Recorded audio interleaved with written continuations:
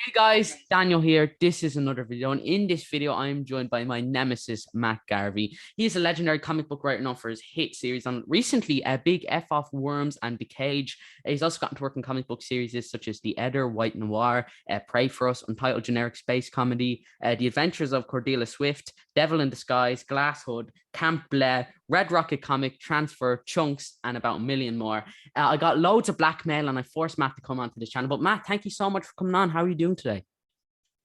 My absolute pleasure. Please do not release any of those photos that you have.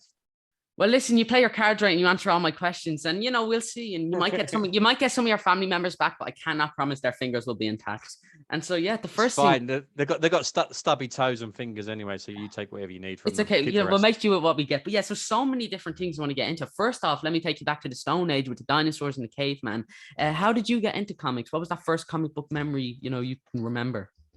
Like most people of a gentleman of a certain age, I grew up, watching TV and stuff like that. So I think everyone, that's in their late 30s, early 40s, like I am, we remember, the 66 Batman that was always on repeat. So that was probably my first introduction to superheroes, and, you'd absolutely love it. And then back in the 80s when, parenting was a bit different, mum would go to work and your dad would take you to the pub to babysit you. And as a kid, you were never allowed in the pub. Kids not allowed in the pub. You have to play outside like a feral gang, just kicking the ball around and and getting up to mischief. And next you look feral, so you can get away with that. There you go. Well, full of compliments. Flattery will get you everywhere, Daniel. But next door to the pub, there was a sweet shop, and in there was a Daredevil comic, and I just instantly fell in love with it. Asked my dad to buy it for me. He said, "No, I'm not buying you that." so the next morning, I raided my piggy bank, and as probably a 9-year-old that should not have done this, I walked around to the sweet shop at like 7 o'clock in the morning before everyone was up, and I went and bought it myself. And that was it. That was where the obsession began, and that was 30 years ago. So you were always a felon. You're saying you just never played by the rules. I'm a rebel. Do what I want, Daniel. Yeah, that's fair. I've noticed that with a lot of comic book writers. I don't know what that's about. But yeah, so growing up, what was your first ever comic book work? Because you started doing comics, was it in 2016? That's when you first started making them or producing them? I started writing about 10 years ago, 10, 11 years ago was when, I was in my late 20s, and I got to the point where like, I've got an idea for a story. I have no idea what I'm doing. Like, it's not like, it's crazy. Like in the last 10, 11 years, like YouTube and like all the books that are out and stuff like that. If you want to find something out, you can Google it. You won't know this because you're a bit younger than me. I'm hip and cool. You're hip, but one day you will get to this. Like you'll have kids and stuff like that. Yeah, I'm immune. Exactly. I'm immune. It won't happen. Not my problem. It won't. And good luck to you with that. But there was a time like where we had no internet. We had no Google. There was no YouTube, that kind of thing. So I had this idea for a story, and I thought, you know what, I'm just gonna do it. I tried to find out whatever I could on how to write a comic, and I wrote my first script, and I found an artist, paid the artist to do it, and it was terrible, and I love it. It was great. It was 10 pages. It made me laugh. It was on Mark Miller's old forum, Miller World. I posted it on there. Yeah. All the guys on there were really complimentary. It was like, Matt, this is actually really funny. Do more. So I started again. I started from scratch. I started to learn how to do like 4-page stories, learn how to write a scene and a little story within 4 pages. And then I just developed into, doing, 4-page scripts. So, full issue scripts. So my first comic I never released until about 5 or 6 years ago, 6, 7 years ago, something like that. But yeah, I've been writing for about 10, 11 years. So that it's taken me that long to actually become proficient at it, or do it poorly, depending on how you look at it. Well, I think you do a fair enough job, not to get all sappy, but I think you're good enough. I know I'm enough. That's the best compliment. It's good enough. I'll take that. I'll take a pity. I will take any compliment you throw at me, Daniel. I'll take pity. It's fine. You're a little bit more than good enough. You see, I'm just showing out compliments. I can't stop getting no. But yeah. So what was that first comic book you mass produced and started selling? What was that first? Was it like Pray for Us, Devil in Disguise? What was that type of book you started putting out? It was actually 2. I released 2 at the same time. One was Chunks issue 1. Yes. And Cordelia Swift issue 1. And the reason for that is because I'm kind of working on them simultaneously, and they kind of were ready at the same time. And what was good is like when I did my first ever Comic-Con, I had 2 books on my table because if you've read Chunks, it's very inappropriate toilet humor. It's not everyone's cup of tea. And then I've got, Cordelia Swift, which is, it's like a steampunk murder mystery. So if you don't like one, you might like the other. So it's kind of like doubling my. There you go. He's already prepared. So I was kind of trying to doubling up on the people that might come to our table. It's like, oh no, that's not really for me. Oh, you might like this one. So that's how I kind of one of the reasons why every Comic Con that I do, I always try to have like at least 2 new books on my table because I'll get people to come back and they go, "Have you got the next issue of that?" And I'll say, "Not yet, but I've got these 2 new ones." And they go, "Okay, I'll take them." So it's that's kind of how I work. And that's kind of how I sell so many comics at Comic Con. Yeah, absolutely. So what's the most recent comic you put out? Was it The Cage or Big F Off Worms? Big F off Worms was a something that me and Totty did during the lockdown. We were kind of like trying to keep ourselves sane, so we did that daily. Like I wrote a page, he drew a page. I wrote a page, he drew a page. So that we did that for the first issue for lockdown. The Cage I wrote before, but it took a lot longer than anticipated to come. And anyone that wants to go out there and make their own comics it is a marathon. It's not a sprint. Yeah. You can't go into it and thinking, do you know what? I've written this comic. It's going to be out in 2 months. It can take 6 months, a year, 2 years in some cases to get an issue out. It just takes time. So Worms was written earlier, but The Cage has just come out. So it's bizarre how it works. So that's what, again, one of the reasons why I always have new comics on my table is because I've got so many in the works and they're all going at different paces. So I'm bringing them out constantly. So everyone thinks, oh, Matt, you're so prolific. You're always bringing out comics. Like, no, they're just taking ages to do and some are ready and some aren't. So it's, that's how it works. Yeah, and so weirdly enough, Big F Off Worms is kind of some of it's based on true story. Am I correct in saying so? It is all based on an absolute true story. Yeah, even the big giant worm that's going to eat us all. The story that it was based on is based as a true story because I was laying in bed. My wife was getting ready for work, and there was a news article on the BBC News about NASA sending worms into space to study them so they could help astronauts with muscular dystrophy. And again, this is a true story. You can Google it from a couple of years ago. And I jokingly turned around to my wife and I went, well, that's how you get big F worms. And I thought that was hilarious. And then literally about half an hour later, me and Totty were obviously working on Prey at that time. And I said, as soon as we've done Prey, I've got this. We're working on this. And then obviously lockdown happened. We wanted something to do that was a lot more fun. So that's what we're kind of not shelved. Prey is still going to come out. Hopefully the rest of it's going to come out hopefully this year. But we wanted something a bit more fun to work on during lockdown. So that's when we did the write a page a day, draw a page a day, write a page a day, and then release it every day online. So it is loosely based on a true story. Yeah, and so it's kind of like a humor action comedy book. Is that how you describe it? Yeah, it's silly action comedy. Growing up, one of my favorite films of all time is Big Trouble in Little China. I love that the hero where the hero is an actual idiot. They usually stumble through and heroic. So the main character is Luke, kind of based on like Jack Burton from Big Trouble in Little China and like Ash from The Evil Dead, where there's like perfect mix.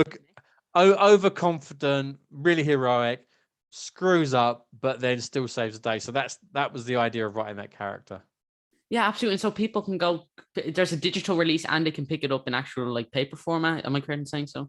You are absolutely spot on. And actually, the digital version is free on my website. So you can go to garveycomics.com and you can you can get the digital version for free. So it's there if anyone wants to read it. Everyone, you can go over and get some Matt Garvey comics. And there you go.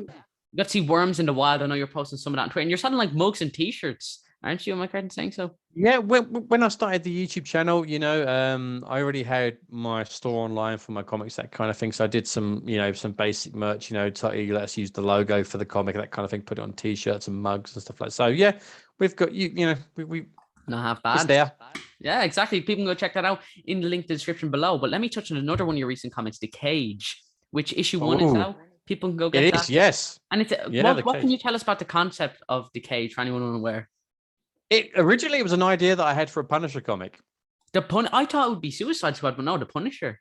Hey, yeah. Do you know, I had this idea for a story about the Punisher going to prison, and not that I've got anything against working for Marvel and DC and stuff like that. Like, I'd love to do it, but it's the dream. It's not the goal. But I had this idea, and the Prey as well. The Prey was my take on like a Alien Predator comic. Yeah. So, because we'll talk about the Cage, but I'll come back to that. But the Cage was an idea that I had for a Punisher comic, and I was sitting on the idea, and it's like, I may never ever get to work for Marvel, and that's absolutely fine. I don't have a problem. I'm happy doing my own stuff. If that something like that would happen, absolutely fantastic. But if it doesn't, I'm still going to make comics. That's what I want to do. But I had this idea, and I thought, I like the idea too much to not do anything. So I tweaked the story slightly, and it turned into, it's basically a supervillain prison comic with a bit of a unique twist. There's a couple of twists in that kind of thing. So yeah, that was the idea for that. And it's exactly the same with like Prey as well. I was never a big Aliens fan as a kid. Never really watched the Alien films as a kid. No, do you know what it was? Again, being of a certain age, like very old. Like very old, incredibly old. So I'm surprised I'm not turning to dust on this camera right now for you. Well, like that bit in was it The Last Crusade where the guy just starts getting older in every second. Yeah. If you get a fan, you just melt Infinity War style. Like the dust will just fly. So. Exactly. But like when you was a kid in our house, like we'd have certain VHSs, and like you said, you didn't have others. So, and that wasn't really one that we had. And I never really liked horror films when I was a kid, so I was very scared. But so I don't like them. I didn't watch them until after I'd written the first couple of Preys anyway. But there you go. Thank you very much. And I'm going to lose you subscribers, and I'm going to lose me subscribers by saying this. I actually really like Prometheus. I think that's a very good film. Yeah. You take the Xenomorph out. Michael Fassbender's in it, and he's blonde, so that's fair. There you go. And he does the best, Lawrence Arabia impression ever. But I really like that film. I thought that was a good horror film. Again, take the Xenomorph out, I think it works really well. Then my wife and I went to see Alien Covenant, and I didn't mind it. It was kind of like they're trying to correct the trajectory that they missed on the first one. Didn't really work, but I was sitting there watching, and I'm like, if I was to do an alien film or an alien story, this is what I do. And that's where the idea for Prey came from, because I knew I can't use that creature, so it doesn't have to be that creature. You could do any creature. So a lot of the ideas that I get, it's like the comic I'm writing right now was an idea that I had for a Ghost Rider story. Oh, really? That comic been announced, or is that still pushed? No, I'm still writing. I'm literally looking for an artist collaborator online at the moment for it. So, but yeah, no, like but that's where that idea comes from. So usually I take ideas that I have, and then I just kind of tweak it into my own, create your own story, because create your own's more fun. You could do anything you want with your own characters. And again, I love Marvel and DC, but what a lot of people don't realize when they want to work in comics is you're not dealing with characters that are worth millions of dollars. You're working with characters that are worth billions. And there's certain things you can't do with those characters. So it kind of limits your story ideas. So when you do something, create your own, because me and my artist collaborators own that, I can do whatever I want. Yeah, absolutely. Have you ever had an idea for a character that you can transfer into a create your own book? Because I know that happens to a few writers. Has that ever happened to you? I've got an idea for a Mr. Miracle story. That you just can't do any other character? It's because it's part of like the Mr. Miracle lore, and if you know the story, there's certain things that happen in the first few Jack Kirby issues that you can't get away from it, and I can't transfer. Is that the only one, the Mr. Miracle? There's a few, but that's Moon Knight. I've got a Moon Knight idea as well. Everyone has a Moon Knight idea. They can't do any other thing. I knew it. I just knew there had to be one. I see that on Twitter. A lot of people say, could I change? I could. It wouldn't be the same though, would it? It would be the same. It would be the same. Moon Knight's a very specific character. I mean, a lot of people say he's like a Batman ripoff, but he's so much more. He's such a fun character. It's a lot of turmoil. It's like Batman. If Batman was 3 persons crazy and dressed up as and pretending like believed in his god, and he was a physical. But I like the fact that he wears white because he wants you to see him coming. Like there's no like hiding in shadows. Like, no, I want you to see me coming. I think that's that.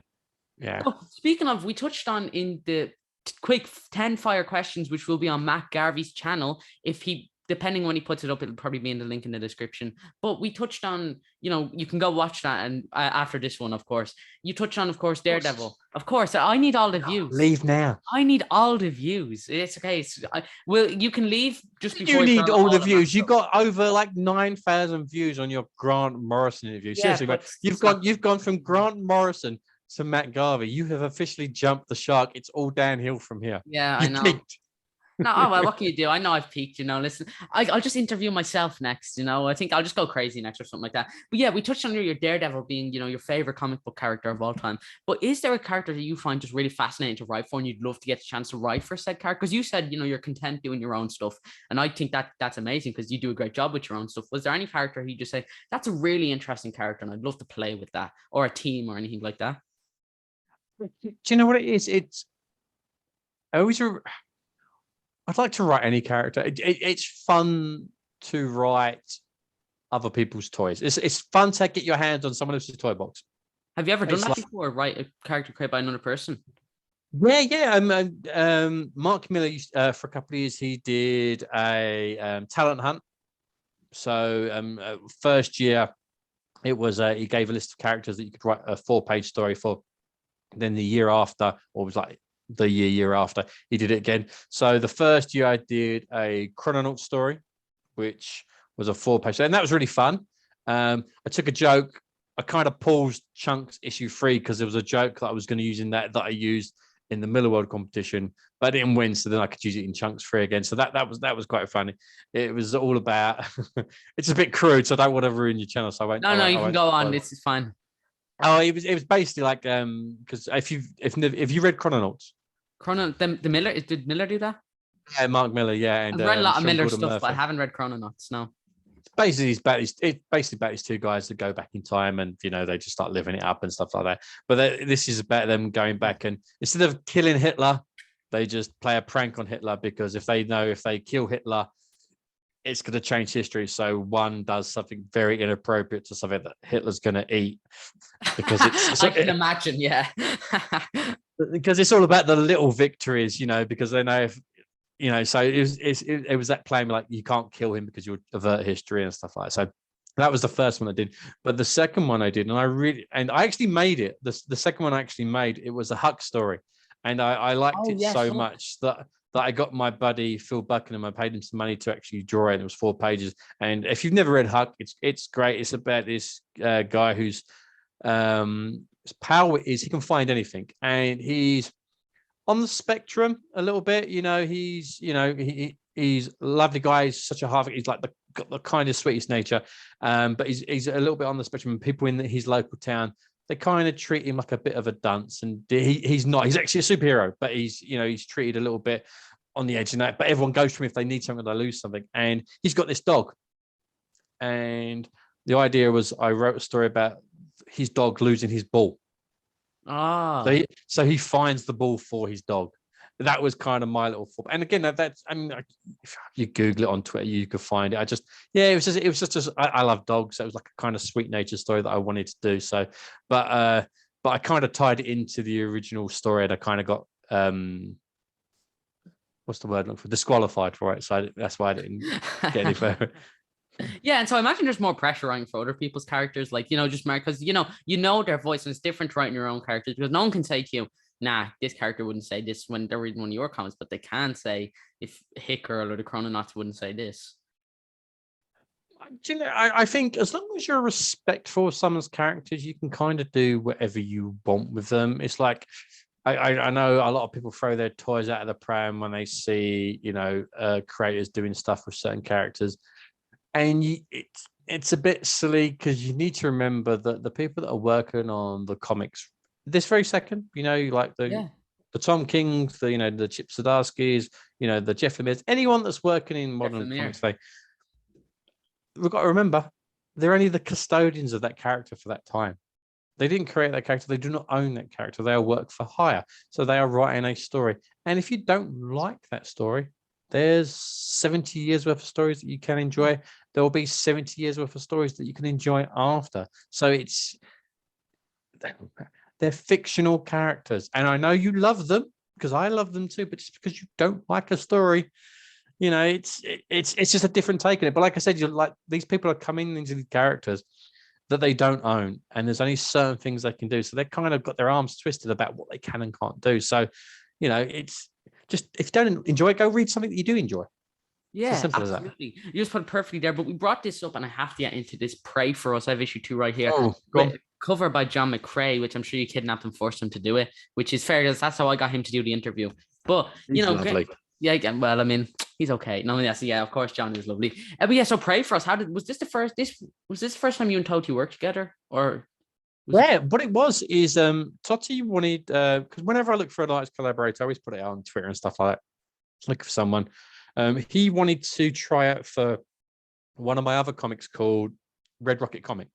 Yeah. And if you've never read that, it's literally I have two artists going back and forth in time. So it's a very old school. Andy W. Cliff does the retro kind of art, and Graham Patrick does the current timeline. So it goes back and forth in time. And Totti wanted to try it for that. He said, "Oh, I'd be up for that. I'd love to work with him, that kind of thing." And I said no, because I've seen his stuff. I love his art, but I knew he wasn't the right person for this comic with regards to what I was looking for in my head with regards to art on that. Yeah. And again, that's no disrespect to him. He's an amazing artist. But then when I was writing Prey, I wrote with him in mind because I knew he would kill it. And he does, because he loves drawing monsters. He's great at drawing monsters. So he's like, again, that's why, Worms is him, because he's great at drawing actions. Yeah, he's absolutely fantastic. And he just keeps getting stronger and stronger and stronger with every comic. So, even though I don't work with certain artists on certain books, doesn't mean I'm not going to work with them, because it's like The Cage. You mentioned The Cage. Yeah. Yeah, you go. Totty's amazing. Monsters. Dean on The Cage. He also tried out. He actually did a test page for Red Rocket Comic, and it was beautiful. I mean, it was so lovely, but it kind of didn't fit the story, and it broke my heart. Like, oh, Dean, it's just not right. But then when I wrote The Cage, I was like, Dean, I'm writing this other one. You'd be perfect for it, and that's why we worked on that. So even though I say to people, like, you're not right for this, doesn't mean I'm not going to work with you. So that's kind of how I work with people and find them. Yeah, and I love Pray for Us because it's kind of like this survivalist, alien-esque comic. So is it fun for you to get to write that kind of concept, that survivalist crack? Originally, issues 1 and 2 were meant to be part 1. It was meant to be one. Oh, just like together, like a collection. It was meant to be, and then 3 and 4 were going to be part 2. But we had some kind of timing issues, so but I wrote it that I could split it in half. So there's a twist on page 24, which is the first issue. And then there's a twist at the end of issue 2, and that's how I wrote it. So it was originally meant to be that. So the twist at the end of the first one it's quite obvious. It's kind of on the nose, like, yeah, I saw that coming. But the twist at the end of issue 2, no, you cannot guess that. There's no way that you would guess. Yeah, that I sent that to you on Twitter when I read it, and you go back to our DMs 2 years ago. I said, oh, I didn't see that coming. You were like, well, it's my job as a writer to make things no unexpected. And I was like, yeah, no. But that was it, and that was the point of if you used to read it in one, it's like, okay, halfway through there's a twist, that will keep you hooked, but then there's a bigger twist at the end, and again, that's the job of the writer. It's the job of a writer is to get you to turn that next page, is to get you to buy that next issue, and that's one of the things I try and show on my channel is like, it's all about the pacing. You need to know where your page turns are. You need to know how to write a scene. You need to know how to do this, because it makes you a better writer. Because if I can manipulate you, it's all the better for me. Yeah, brilliant. That's a perfect comic book creator quote I'll put up there. I want to manipulate you because it benefits me. Yeah, it's like, do you know what? It's like Pixar. I hate Pixar because every film they produce makes me cry. Really? They're absolutely, like, I can't watch Inside Out. Like Bing Bong when he goes. Oh, this is floods of tears. I never thought I'd think about Bing Bong in this interview today, but there you go. But yeah, I cry at everything. I cry absolutely, and Pixar, I hate them. You hate them because they make you emotional. I understand, because they manipulate me. And you like to manipulate your readers, of course. I don't like to be manipulated. I like to manipulate others. Oh, in my work, not in real life. Yeah, of course, yeah. But Pray for Us. Would you describe these kind of horror comics? Because have you ever done a horror comic? I suppose you could say a few of these are kind of horror-esque comics. I'd say it's a sci-fi horror. So I feel like stuff like Alien and Predator and stuff like that. It's kind of on like those kind of lines. Red Rocket Comic is a horror, I would say, esque. Have I done a straightforward horror? Did a kids horror. Me and my friend Rose Camp Blur. Yeah, that's again, that's a horror, but it's for kids. Because when I do Comic Cons, I don't have anything on my table for kids. Like a few of my comics have bad words, or they're like over the top violence, and it's like Chunks is like, again, inappropriate toilet humor, but it's very cartoony drawn, so the kids automatically like beeline to that and like, oh no no no no no no no no, and like, no no no no no no no They no. pick up the adder, and it's just like pick up the adder. Yeah, exactly. So I wanted to do something for kids, and I was like, oh, write a kids comic. Like, why don't I just write a horror comic for kids? And yeah, it's again, it's horror, but it's for kids. So yeah, I don't think I've done a straightforward grotesque horror, but the one I'm working on now, the Ghost Rider idea that I've tweaked, Oh yeah, is kind of horror-esque. is there a genre you'd like to tackle that you haven't gotten to yet? Romance. Romance horror. Just do romance. No. I'm writing a superhero romance at the moment as well. I say at the moment, I've been writing it for a while. It's just, I have an idea. I've got like 10, 15 pages of it written, because Red Rocket Comet is the first part of the story. Glass Hood is the second. They're all individual, but they're all part of the same universe. And the third is going to be a romance, because people will go, oh, I read Red Rocket. That was good. That had horror. The second one had a bit of like, superhero drama, thriller. And then the third one, I want it to be a romance, because people go, did not see that coming. Again, it's all about the manipulation. Yeah, absolutely. And so we just touched on like kids comics there. I believe like this was kind of another kids comic you got to do. Would you describe it as that? Untitled Generic Space Comedy. I've had this comic too. This is the first Matt Garvey comic I've ever talked about on the channel. This let me take you back to the Stone Chair. I picked this up for Forbidden Planet because I liked the way it looked, and I made a video talking about it. And then now I'm here talking to Matt. So yeah, that just really shows I'm just going downhill. But you know what? We make do with what we can get now in this round. But yeah, Untitled Generic Space Comedy. Would you describe this as like a kid's book or just something for all ages? There's a couple of adult orientated jokes in there. I suppose I just, what it is like when I get how I'd probably say it is when I get people come to my comic table, like if they're with their parents, I say something might not be appropriate for your kids. Then the parents usually go, oh, they watch what we watch. That's usually like, that's fine. That's fine. It's like, I think every person's different. Like some people are going to be sensitive to certain things and others aren't. Some jokes are going to fly. It's like, what was it? Like I'm watching a lot of, because I've got a 2-year-old, I watch a lot of kids programs. And some of them, like some of the films have got so many jokes in for adults that obviously fly over the kids, but they're put in for the adults. So it's, it's again, you kind of have to take everything, let's put it different. Someone's always going to be upset or offended by something. Yeah. So, you just do what you do. So if you say it's right for kids, I'd say anyone over the age of 12 would probably enjoy it. Yeah, just give some child the editor. The editor. I nearly got it wrong there. Ether. Ether. Editor. Editor sounds so much better. Why not? That's so. Edda. That's British. That's British. Ether. The ether. I don't like it. The ether. The ether. Ether. Ether. Yeah. Ether. That's what I'm saying. With me. Ether. E. Fur. Tur. Ether. No. Fur. Not tur. Fur. E. Fur. Ether. Got it. Yeah. Well done. Smashed it. You call yourself Mr. Positive. No, but the ether, which I've had this up on my print book. This is for the gin.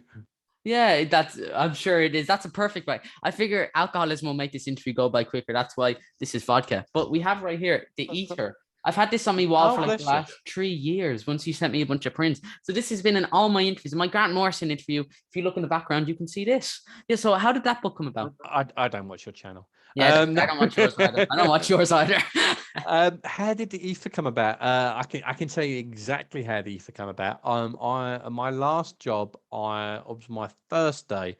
I was walking to the office in St. Paul's, and there was a tailor's, and in the tailor's there was a mannequin, and the mannequin, the head was the map of London, and I thought that was terrifying. I thought that is fantastic. I think that is scarier than anything. Like, don't get me wrong, Batman's scary, a giant bat coming after you, but what if it was the embodiment of the city that you're defiling coming after you? And I thought that looks fantastic. But then I thought everyone's going to think I'm ripping off Rorschach, and so I was like, I can't really. I sat on the idea for 3 years, and then I came up with the twist, which is, if you haven't read it, the hero is actually a woman, because we're in our heads, we're kind of programmed to believe that if someone's wearing a mask and a suit, it's going to be a man. So that was the twist. And when I had that twist, so then I wrote it, and Diz, who did one of the covers for Transfer, I asked her if she wanted to do a full comic. She said yes. So she did issue 1,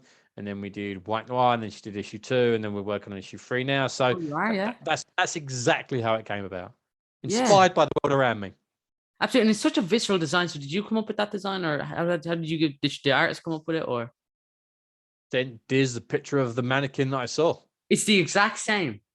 Pretty much. Brilliant. So if you want to see the actual eater, you can go look at it. You can go see it in person. Yeah. Brilliant. Yeah. And will it come and kick the crap out of you and attack you? Probably. I wouldn't mess with the ether. I'm willing to take that risk just to get a picture with that. I'm willing to do that. Absolutely. Well, my buddy Amavir, he actually cosplayed as the E for Nottingham Comic Con a few years ago, and it melted my heart. I was like, someone loves my work that much to actually go out and make a costume. So it was like, yeah, it was that was pretty cool. Yeah, definitely. And so issue 3 is coming out soon. People can go pick up 1 and 2, is it, or just 1 from your shop? 1 and 2 from my shop. Yeah, brilliant. Yeah, 1 and 2. So pick that up, definitely. And if this print doesn't motivate you to pick it up, I don't know what will. But let's talk about like shared universe. I know 2 of your comics are in the same universe. It's Red Rocket Comic and Glass Hood. They're in the same universe. Are all of your comics in the same type of world, or no? A lot of them are. Again, this is the problem with like small press independent comics. Like, I have had delusions of grandeur of what I could achieve with regards to my universe, because like Diz always calls it the Garvey verse. Like Mark Miller has his Miller world, and I've got a universe.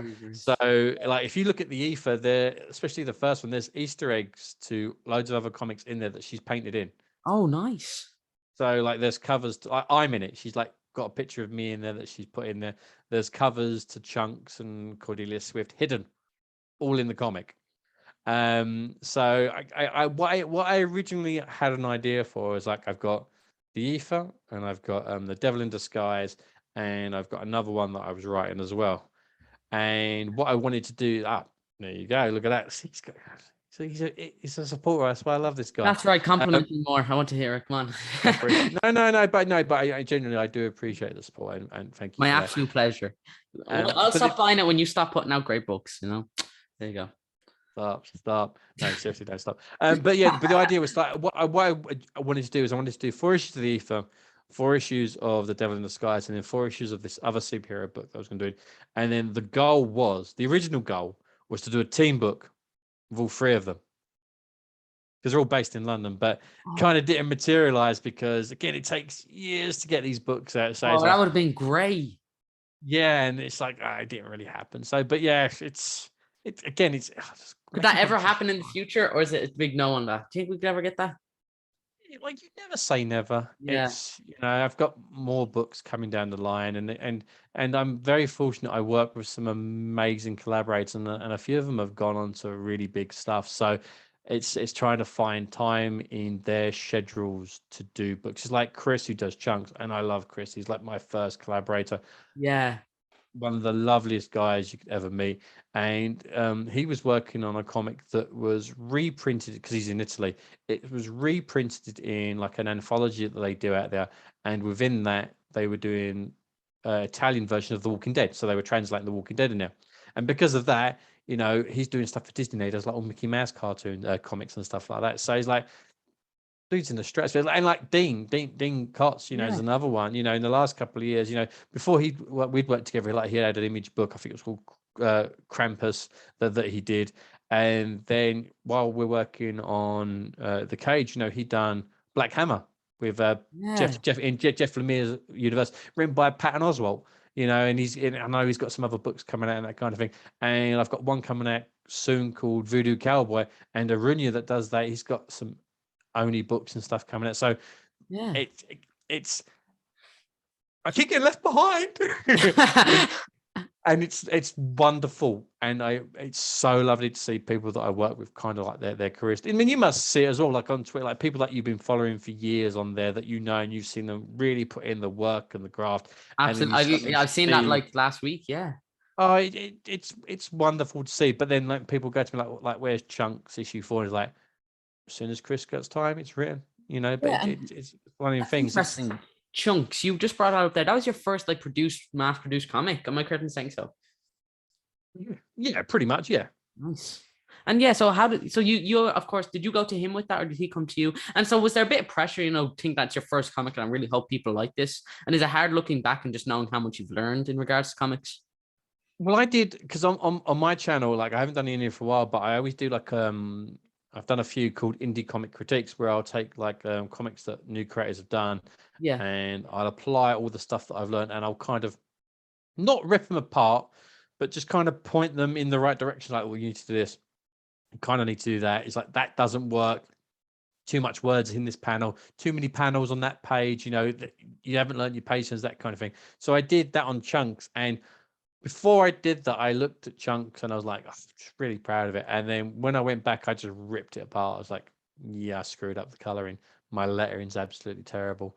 That joke was funny at the time, probably not relevant now, so I'd need to rework that kind of thing. So that was the first time that I've took like a really critical eye back on my comics and gone, yeah, I'd go back and change stuff. But I'd say looking back, it's kind of rose tinted just because of your love and it was your first comic. Do you know what? The weird thing is after I finished the comic, I don't read it again. I don't look back. No? No, the only people think this is really weird. I don't keep copies of my comics. You don't?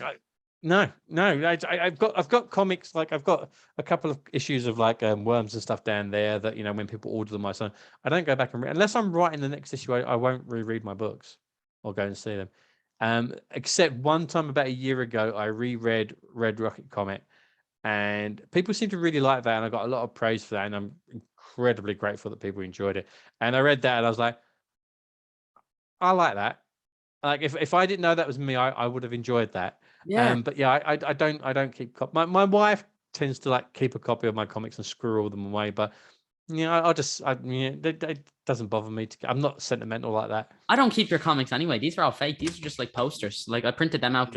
And rightly so. And that's the best thing is like if you go on eBay and like search for like my comics, some people will sell them for like £10 an issue. It's like because it's signed. I'm like, you can get it for £3 from me. And I'll sign it for you. It's guys, if you're watching this 10 years in the future and I'm a massive superstar, just buy them direct from me. I'm not worth a tenner. I'm seriously, my comics are not worth a tenner for an individual. Yeah, I absolutely disagree. I think your comics are worth £100 easily. It's bonkers that people like sell my comics on eBay. Because I've interviewed you, like it's obviously going to go up now. That's obviously it's fair enough. Don't even talk because I know you're going to say something smart, so don't even bring it up. But yeah, yeah, you're obviously I'm going to make you rich. But yeah, Chunks. For anyone unaware, what can you tell us about that concept? Chunks, and I grew up watching really inappropriate toilet humor. If you grew up in the 80s like I did, we grew up with stuff like Dinosaurs, cavemen, the invention of fire. It's just do you know what you'd probably appreciate it now actually if you can. I mean, it's on Amazon if you ever want to buy it. I mean, speak to your dad. He probably watched it when he was growing up. Like stuff like The Young Ones. Like it's so surreal. It's so stupid. It's so funny. And I love comedy. Like comics are my two favorite things. Stand-up comics and paper comics. And I love sitcoms and stuff like that. So I wanted to write a comic that was just funny. And not that I consider myself to be a funny guy. I mean, funny looking maybe, but I just wanted to write something that was funny enough. It's I generally just wanted to write something that would make people laugh because comedy in comics is really really hard apparently. But I find it really easy to make people laugh. I find it writing comedy comics I find really easy. I think it works so well. Yeah, I don't know why you don't see more of it. Yeah, exactly. Let me ask you this question. I asked this like of all my writers and creators and artists and colorist, letters, editors. What do you mean? You own us. We belong to you. Once I interview you, you've got a little glass city of candor. There's a clause. In you saying yes to this interview, you agree that should I ever need anything, you're legally obliged to help me. Did you not see that? In bone marrow, you come straight to me, son. I'll get it from somewhere. I'll get it down a pub. We'll siphon it from someone. Yeah, that's lovely. If I ever need any internal organs, I'll know who to come to. That's certainly a nice thought. But yeah, what do you think? You can't see me. What do you think is the definitive Matt Garvey comic? What do you think is that one comic that you just say, if you want to read, if you want to be introduced to Matt Garvey, or you just want to read the Matt Garvey comic, this is it. Do you have one, or is it? I think it's all really subjective to what you like as a person. Like when I get people come to my table of comics, like I'll say to them, like, what comics do you like? And they'll go, I like everything, or I like this. And the reason I do that is because I try and steer them in the right direction of comics that I think they're going to enjoy, because there's nothing worse than paying money for something that you don't enjoy.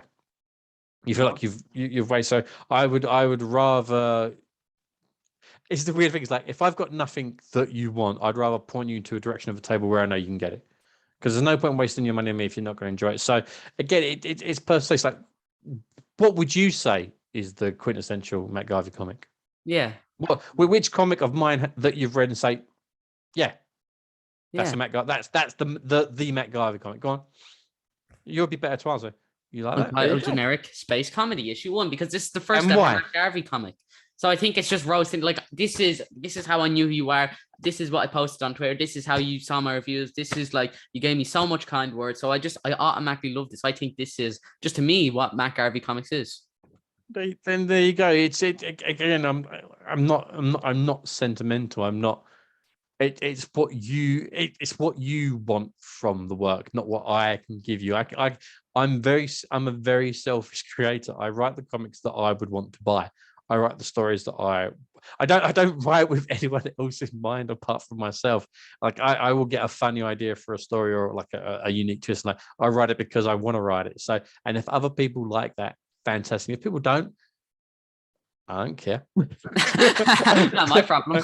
I wrote it for me, you know. That's no, but it's lovely when people enjoy your work, but that's not why I do it, because I have all these stories in my head that I just need to get out and on paper, and I just enjoy. I enjoy writing comics. I enjoy making comics. I enjoy selling comics. I enjoy interacting with people. I enjoy the entire process of comics. That's what I love. It's writing, love it. Yeah. Stick me in my office, and I'll once I've played, I'll write a comic. Lettering a comic, love lettering comics. Coloring, I enjoy. I'm not very good at it, but I'll give it a go. Selling the comics, I love going to Comic Cons. I love interacting with people. It's everything. I just love every aspect of it. Yeah, absolutely. And I think you do, as much as I hate to say you are a good comic book writer, I'll give you just that little sliver of encouragement. But yeah, so one comic. Very honest. You're very honest. I am. Yeah. One of my faults is that I'm too humble and too kind. What can I say? Yeah. Don't say anything. Don't say anything. Don't keep it in. If you have nothing nice to say, no, yes. Every time I've got nothing nice to say, I like, this is empty now. Every time I've got nothing nice to say, I keep taking a glass, a sip of water. It's because there's vodka in there. He's just being modest. He's lying. But one of the last comments I'm going to touch on before we finish up is Devil in Disguise. So I know you came up with this concept on the train, staring at women, which is something that only you would do. So tell us about that. And that's why I'm not allowed in the London Underground anymore. No, there's a little picture. Don't let this man in. Yeah, my face is everywhere on the Underground. No, how you put it so crudely. How it came it for us. I will justify it. How can I put it? Right. Okay. So middle of summer, wearing a suit to work, roasting on the Underground, earphones in, listening to my iPod. Do you remember those iPods? Not your iPhone. Yeah. Just man. I wear jewelry. And I was listening to some just random music. It was on shuffle, and I saw this pregnant woman asleep on the train. She was like in the corner of the train, just asleep. And the Elvis Presley song, The Devil in Disguise, came on. And literally I just thought, well, if the devil was going to come back, how would he do it? He'd need some kind of vessel. And that woman that was asleep, that was pregnant, he would need a host. He would need to be born. And then that's how I thought of that she'd be possessed by a cult, that kind of thing. And then that's how the story came to be. Not me being perverted on the train, like implied that I go and sit staring at women on the train. No, you walked up to the sleeping pregnant woman and you just staring at her and took pictures for reference. And just rubbing her belly again. Is it you? Is it you? Is it a boy or a girl? Yeah, no, there's none of that. None of that. Yeah, that's very true. Can I use you in my comic? Can can I use it? Yeah. Can I take a photo for inspiration? Yeah, no, none of that, mate. None of that. No. Like, But you like again, just like the ether mannequin, like you see stuff and it inspires you, and you kind of get that spark of imagination, that spark of an idea, and then the ideas just come flooding. It's just that's how it just takes that one thing, and that's why people always say like, where'd you get your ideas? Like, it's such a massive, expansive question that you can't ask. I get ideas all the time. Yeah. It's like that, again, like saying about the Ghost Rider idea that I had. I literally had it sitting on the sofa. It's like, do you know what? If I was going to write a Ghost Rider story, that's what I would do. And I'm never going to write Ghost Rider. And then like a month later, I was like, ooh, I've got an interesting take that I could tweak it, and that would work. And it works. Yeah. And it's a cool idea, and I like it, so I'm writing it. So it comes like that. Yeah, that's absolutely. I'm still thinking about you just going on to pregnant. When's it due? That's going to be definitely a visual image in my head from now on. But yeah, so my next question: where do you get your ideas? Tell us about the what's it? Is it called Captain Voodoo or Voodoo Cowboy? Oh yeah, Voodoo Cowboy. Yeah, I'm just waiting for the colors to be finished on that. The first issue is written. Is there a cover by Mark Texeira on that, or am I? There's two covers. Arunia's done one cover, and Mark Texeira of Black Panther fame has done a very special variant cover. That came about because my buddy James dared me to write a Western. Oh yeah, we was in the pub. He's like, Matt, you're taking the P now. You've just done this comic that it's a horror, it's a sci-fi. It's like, right, okay, write a Western then.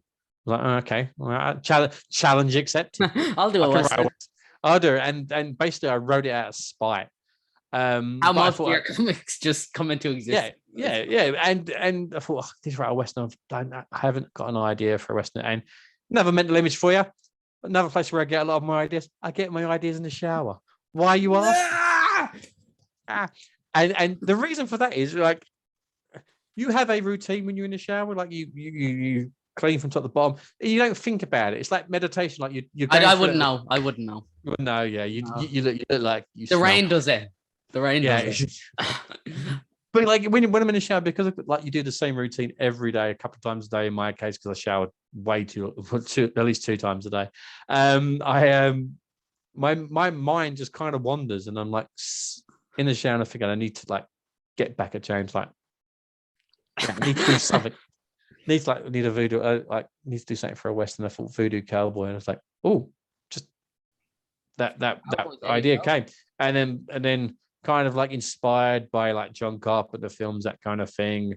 And I thought, you know what, let's just do a horror Western, and that's how it came about. So yeah, absolutely. So was that limited? Could people pick that up at MCM or?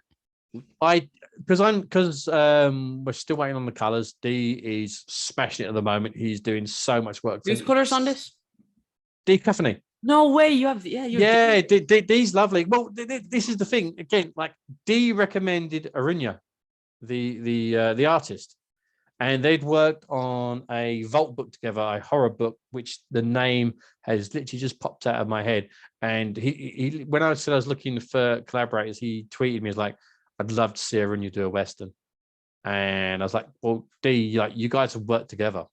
Do you want to do the colors? And he was like, yeah, fine. So like we came to terms. Oh, and he's the lovely. I've met him in real life. He's so like, nice, like the nicest guy in the world. And bless him, like his colors are absolutely chef's kiss all the way. One of my favorite colors. It's just nothing he can't do. He's so exactly. And he's got a few pages left, and that's not a problem. So because I wanted to do something special at MCM, and the colors weren't ready, I did a special black and white variant. So it was like a Mark's cover in black and white, and his original sketch cover that he sent me, and Arunya's art in black and white. And I thought and I was giving it away. So like I did 101 copies. And they're all gone? I've got one left. I've got issue 101, and I will give that away on my channel at some point in the very, very near future. But all 100 went in the first day and a bit at MCM.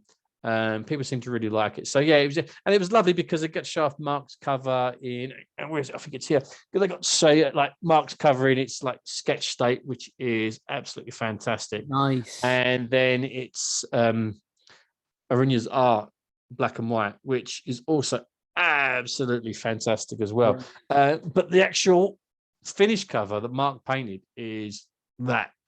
He painted that. Yeah, he's a Wally brain. And how I met Mark was I was next to him at a table at MCM a couple of years ago, and lovely guy, crazy, just like mentally nice and bubbly and just like a live wire. And it was really weird. He was next to me, and he was sitting on the other side of the table, like facing me, because when he was doing all these sketches and stuff like that, he says, people walking past me, he just says, I find it so distracting. So he was sitting on the other side of the table, which he's not allowed to do, sketching. And he saw how I was interacting with my customers and stuff like that. And literally out of nowhere, he just turned up, stuck his head and went, you remind me of a young Stan Lee. And I know Stan Lee. And that was like the nicest. And then just went back to drawing. That he said that, and then just carried on. It was like the nicest compliment I've ever had. It does not get any higher than that. It doesn't. And literally, as he was leaving, I gave him a few of my comics, that kind of thing. And as he was leaving, he was like, "Don't go anywhere." And literally, he did a Ghost Rider sketch for me, and then he put to Matt the next Stan Lee, and I was like, "Oh, that's absolutely lovely." So we're every now and then, like the John McCrae cover for Prey 2, who did John also did the cover for The Devil in Disguise, the trade that we did on that as well.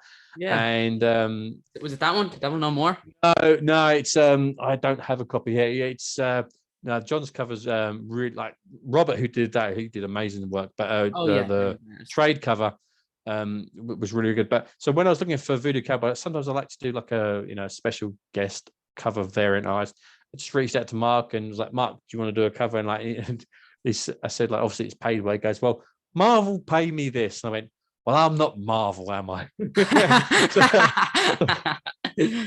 So we agreed a fee. He took a little bit of a discount to do it, and I was very appreciative. He went, okay, so that's for pencils and inks. I was like, that's brilliant. And then he just went and painted it. It was meant to be just pencil inks, then he painted it. I was like, oh, and then he sent it to me. I've got it now. I've got the original, and I'm like, you have the original? I've got the original. Yeah, nice.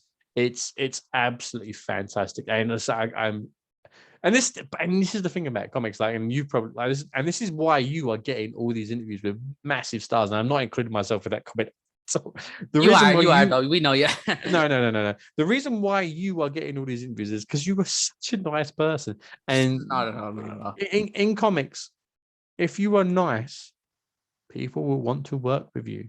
People will want to interact with you, and that's what a lot of people don't get. Is like you have to kind of be really, really nice, and that's how stuff. It's all networking, and it's all getting on with people. So So I was very fortunate. So that's how Mark did the cover, and the fact that he painted it is like you weren't meant to do it. It's like, no, I'm just going to do it anyway.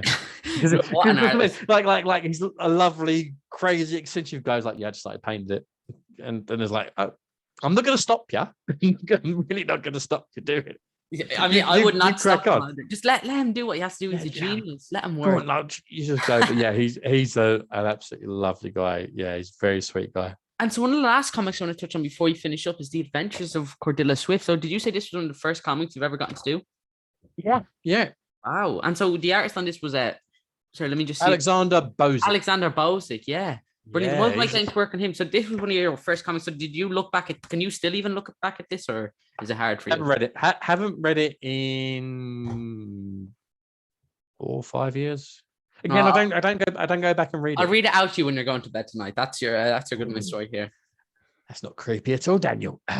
Says the man who watches women sleeping on trains. We're one and the same, two sides of the same coin. That's me and you. You're just sitting across from you. It's the good thing about the new carriages on the underground, like you can look all the way down them. Just like that. No, you have to go up and you zoom in and say, I see your nose hairs. You want to see me like I'm post 40. I've got nose hair, okay? Yeah, well, I mean, I won't hold it against you, but yeah, maybe just trim it down a little bit because we can count them here because he insists on having a 5K camera so we can all see it. Okay, 4K. We're on 4K just for you. So I thought, you know what? I'll put my nice headphones on. I'll make you a nice camera. Although it is a bit orange in here because of my light. He I could didn't put my like, YouTube lights on. so professional. You didn't put your YouTube ring lights on. Not like the little guys down here down this round. Yeah, absolutely. But yeah, Adventures of Cordelia Swift. Can people go pick that up? People can pick up all the comic here from your store. Am I correct in saying so? Hey, yeah, I think the only one I don't have in print at the moment Right for us is too. yeah, that's the one that's sold out at the moment. And I will do another print of it. It's no point doing a print of it until I've got a Comic-Con coming up because the orders on the store are dribs and drabs, that kind of thing. It's like I've had 6 or 7 orders this week, but none of them were for that. So it's it's the demand there. Your Or if last I con know, was MCM, was it? yeah, it was great. It was my first convention in 2 and a bit years, and it was fantastic. I sold more comics than I've ever sold at a convention. My record was like 270 odd, and this one I sold over 350 comics. So it was like it's back. People were there with a comic buying agenda, and people were not wasting time. And yeah, no, it was a fantastic con, and everyone that came, I had a lot of people that I have a lot of. Again, this is the other thing, and one of the reasons why I always have new comics on my table. You get people that come back. Oh yeah. But people are not going to buy the same comic from you more than once. So you need to, even if you don't have the next comic in that series, have something else they can buy because they come back. It's just Exactly, beautiful insight there. Yeah. And so the last comic I'm going to touch on before before we wrap up, because it's taking up so much time, is The Cage. Let's get back to it because we touched on it a little bit. But so this is about C-listers, superheroes. Am I saying so? Yeah, what it is again, I love, like, you're asking an actor do they prefer playing the heroes or the villains. They always like playing the villains because villains are always more fun to play. Yeah, that's what I hear about every writer. Everyone loves the villains. Yeah, but I like the crap villains, and that's probably why I like the like Suicide Squad and stuff like that. Like, especially the films. I like both of them. I'm not ashamed to admit that. Yeah, I love just like, but I like the really bad villains, and you there's a relate thing to in King Shark. That's why. Don't even lie. Don't say it's any other reason. You know what? I did not know that was Sylvester Stallone doing the voice until last week. Really? No, yeah, I didn't know. Had to see a big. Did you ever see the edit of King Shark and the Rocky, like boxing gloves and shorts? No, you didn't know about that. No. That'd be such a big deal. Well, the thing is, the latest Suicide Squad film came out on my 10th wedding anniversary, so I couldn't really, and obviously we've just had a baby, so I didn't want to go to Mrs. Garvey. It's our anniversary. Can we go watch the Suicide Squad? There's a walking shark in it. Yeah. You like Guardians of the Galaxy. You like it. Yeah, I don't think I'd be celebrating an 11th anniversary if I tried that. So I literally only saw it a couple of weeks ago for the first time, and I'd only seen the trailers. And I thought it was really, really good. And literally, I'm like, it kind of think when watching it. I've watched it twice actually. I watched it again last week because I thought it was really, really good. And I was watching it, and then I looked who did the voice for King Shark, and it was Sylvester Stallone. And obviously Sylvester Stallone's in Guardians of the Galaxy too. And you kind of think, was he James Gunn's original choice for Groot and didn't get to do it? Oh, that's good. That jumped in my head because especially the voice for King Shark, it's very Groot-esque. But I could definitely see him. But again, I don't know why you'd hire a multi-millionaire actor just to do 5 lines of I'm Groot. Yeah, but it's all about celebrity. So you put Vin Diesel in, and you're going to get some Fast and the Furious fans come and watch it because it's Vin Diesel. So you're probably making money off that, yeah. Yes. And because Sylvester Stallone's actually in Guardians of the Galaxy 2, it just made me think like, maybe he was James Gunn's original choice for Groot, but then they couldn't use Sylvester Stallone because they wanted Vin Diesel, and that's why he put him in the second one and used him for that one. I don't know. It kind of entered my head. But going back to thing, I just love really crap villains, and you've got all these villains that are gods and got superpowers, but you've always got like the really lame villains like Stiltman and stuff like that. I've got these suits that do all their powers. You know about Condiment King? Love Condiment King. I love Condiment King. Yeah, I love him more than words can say. Have you?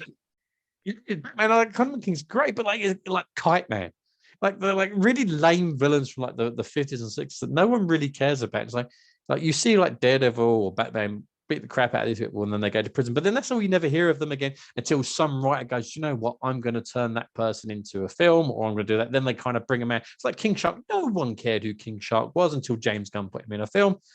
Everyone cares. No, everyone cares. And I thought, I wanted to do honor to those characters, and that's why when I wrote the case, like I just want to base it on like really crap villains behind bars. Fair enough. And that's why all the super villains are in a different wing of the prison with dampening colors on because they're kept away. This is just guys, just beating the crap out of each other in a will we see like a different type of villains? Did you get to create any ridiculous villains for this series? Doesn't matter because you're only going to see them in their human form. Oh yeah, they're all in prison, so you don't need to worry about powers because like there's a line in the comics like outside, you are fighting gods and superheroes, but in here you are just a man, and there's a hierarchy. There's like a pack order, and there's a king of the wing. So it's who is that king? Do we find out in the first issue? You find out in the first issue, and again, it's one of my twists. I'll send you. I thought I'd send you the PDF. I'll send you the PDF. You don't have to worry. It's completely. I'll probably pick it up from you when we meet, but you don't have to worry about sending. I appreciate it. I'll send you a PDF. It's fine. I'll send it to you in about 10 minutes. Yeah, it's far too kind. Yeah, exactly. Just like that. I've my last two questions. Have you noticed improvement as a writer? Like, do you look back some of your earlier work and say, no, I shouldn't have done this, or I could have done this, or yes. Oh, yes, yeah? Yes, 1000%. Like I said, I did a critical review of my first comic Chunks a couple of months ago, and I ripped it apart, and I could see how much better I've gotten. And that's one of the reasons why on my channel, always people think I'm just being like, oh, you always keep saying like start with 4-page comics. It's like, no, there's a reason for it, because I see a lot of new writers that go, I've got an idea for a comic, they plot it wrong, they write it wrong, and they put all their money into it, and then they lose all their money because that comic doesn't get picked up by a publisher because it's not paced properly. And you need to learn how it's like, I could read a book about running a marathon. Doesn't mean I can run a marathon. To run that marathon, I need to train. You have videos on plotting, don't you? If anyone's interested. Yeah, that's what the whole channel is about. I try and go through every single step about, making comics and asking the questions that I would want to ask. And I did my last one. I haven't done one for a few weeks because of Christmas and stuff like that, but hopefully get back to it really, really soon. And the last one was like, I keep reading comics or keep reading scripts where it'll be like 1-page scene, 1-page scene, 2-page scene, 8-page scene, 2-page scene, and it doesn't flow properly because it's going, there's like a beat to a story. So what I did is I used a couple of independent books that I'd read where the plot's all wrong, and then I broke down the plots of like a Jeff Lemire comic and another couple of comics and just showed people like, this is the pages of the scenes. Like, if your comic looks like this after you've written it, you need to rewrite it. If it looks like this, you're kind of on the right page. Literally, comic pun intended. So there's things that you need to know. It's like page turns in comics. Like, you need to learn where the page turns are, because on the page turn, that's where you can put your twists. That's where you can put your shocks. And if you don't know where it's like, you get some people when they first start writing, they don't realize where the page turns, and they'll do like a double page spread, but they don't realize it's on a page turn. So half the page is there and half the page is there. Like my first comic, my first issue of Chunks, I screwed up too. I wrote 25 pages instead of 24. Oh, so you had to cut one page out? Yeah, and that became like the inside cover. That one page, it was a splash page. Like, I'll just cut it out. So I was lucky. But a lot of people are not that fortunate that they can catch it. And unfortunately, they spend the entire bankroll on paying an artist to help bring that comic to life. And then because it doesn't do well, they don't make any more. And that's not what I want. What I want people is to do is I want people to work up to it, save up their money. And when they're ready to do that first big proper comic, I want them to like really smash it. I want them to do really, really well. That's my goal. That's what I would do. That's what I want to help people. Like, so I'm not trying to hinder people saying start small. You kind of need to train to get there. Yeah. So. And you kind of asked the answer to my next question. What's your advice for anyone looking to get into comics? My last and final question. Subscribe. Get the boat. Don't even nominate. And of course, actually, no. I probably don't even answer that, because there's videos upon videos of you discussing what comics should be. And if only there was a YouTube channel where people could go and I guess we'll never know. Okay, that's the end of this video. No, I'm only messing. You go check out the YouTube channel. My advice to anyone starting out is to put the time. And the problem with our generation, and I include you in this, like our generation, like I'm built different. Yeah, no, you are different, but like at some point in your life, you love comics. You might go, do you know what? I've got an idea for a comic and I want to do this. It's like, yeah, and that's great. You can do it. If I can do it, if I can do it, even you can do it. So I can watch pregnant women sleep on trains. Dream job. I have it. Let's go. that's the dream for you. But no, but like we want instant gratification. And what we can do is like we want to run before we can walk, and that's not saying that that 1 in 100 people will not write their first comic book script and be the next Alan Moore and go flying. Chances of you doing it though are very slim. I'm not talking about you specifically, I'm talking about people. Yes. So you need to learn the craft, and it is a craft. It's like anything you do. Like again, run a marathon, you can't just straight do it. You want to learn a musical instrument, you're not just going to be able to pick it up and start, being able to play the guitar, that kind of thing. Don't know why you'd play a guitar like that anyway. But you need to put the time, you need to put the effort in, and just reading comics alone doesn't make you a great comic writer. You need to learn not only the writing aspect, learn other bits. Like I read books about art, I read books about lettering, I read books about coloring, I watch YouTube channels about coloring and lettering, that kind of thing, purely because the more I know about the overall subject, the better of a creator that's going to help me be.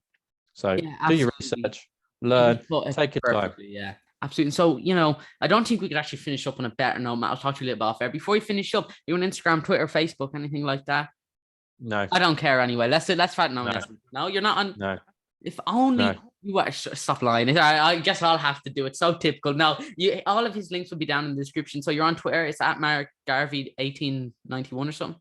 The year you were born. 1891. That's the year you were born, correct? That was 1891. Yeah. What's your Twitter? 1981 is there or something? Matt Garvey 1981. The year I was born.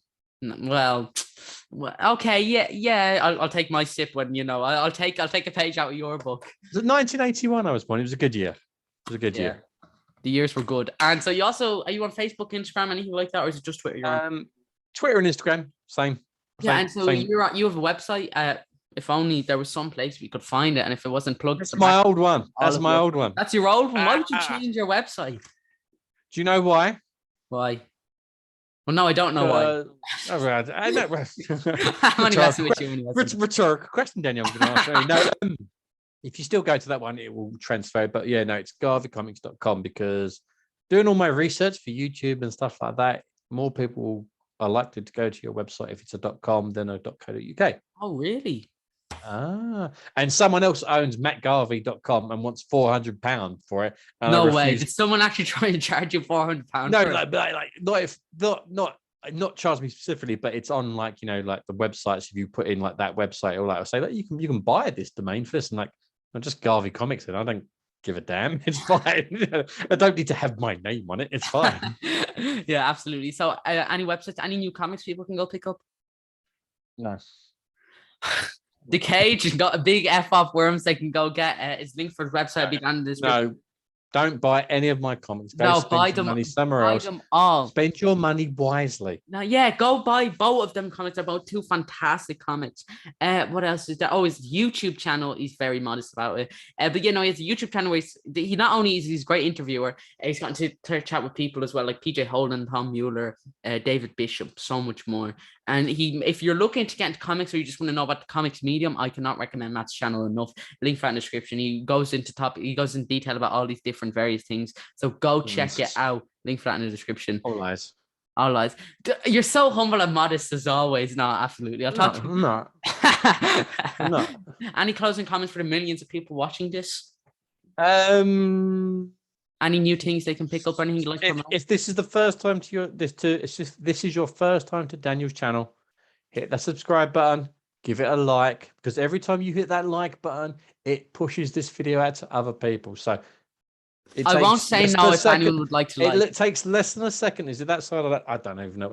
It takes less than a second to hit that little thumbs up button. So do that for me, for Daniel, please. All right, far too kind. Thank you so much, man. Everyone, thank you so much for watching. As always, you can follow me over on Twitter at SamboGizmo1. Nose hairs, we got it in the end. Yes. All right, I can end my YouTube channel a happy man. But yeah, you can please make sure to like and subscribe. And if you have the means, please make sure to donate to the National Deaf Children's Society. As always, link in the description. It would be greatly appreciated. But yeah, thank you guys so much for watching, and I will see you all in the next video.